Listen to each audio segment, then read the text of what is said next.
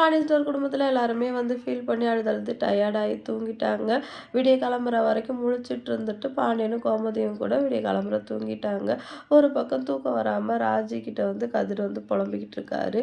எதுக்கு அண்ணனுக்கு மட்டும் இப்படி நடக்கணும், நல்லவங்கனாலே இப்படி தான் நடக்கும் போல். நாங்கள் பொண்ணு பார்க்கும்போது என்ன இப்படியா கேட்டோம், எங்களுக்கு படித்த பொண்ணு வேணும், இவ்வளோ நகை போடணும் அப்படின்னு சொல்லிட்டு எனக்கு இப்போ கூட நல்லா ஞாபகம் இருக்கு ராஜி. குழலி அக்காவுக்கு வந்து எவ்வளோ நகை போட்டிங்கன்னு அவங்கள தான் கேட்டாங்க. நாங்கள் 60 பவுன் போட்டோம் அப்படின்னு சொன்ன உடனே இல்ல நாங்க 80 பவுன் போடுறோம்னு அவங்களா தான் சொன்னாங்க. அப்ப கூட அப்பா நீங்க பண்றத பண்ணுங்கன்னு தான் சொன்னாங்க. நாங்க எந்த டிமாண்டுமே பண்ணலையே அப்படின்னு சொல்லிட்டு கதிர் சொல்லவும், ஏங்க உங்ககிட்ட ஒரு விஷயத்த மறைச்சிட்டோம்.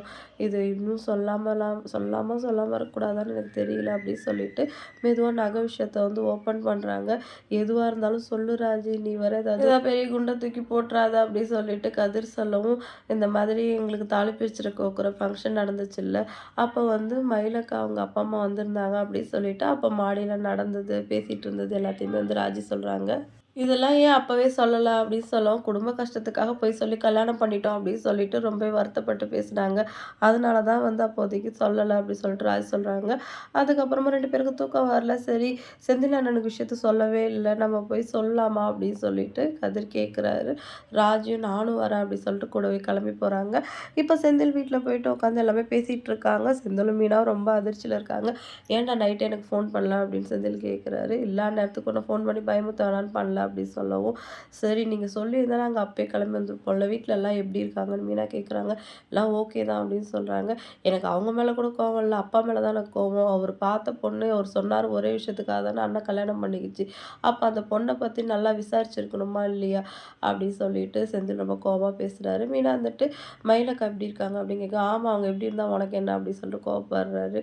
நீங்க சும்மா இருங்க அப்படின்னு ராஜி கேட்க, அவங்களும் நைட்ல அழுதுட்டு தான் இருந்தாங்க அப்படின்னு சொல்லிட்டு ராஜி சொல்றாங்க. அப்புறம் ரூம்ல தனியா கூப்பிட்டு ராஜிக்கிட்ட கேட்டுட்டு இருக்காங்க.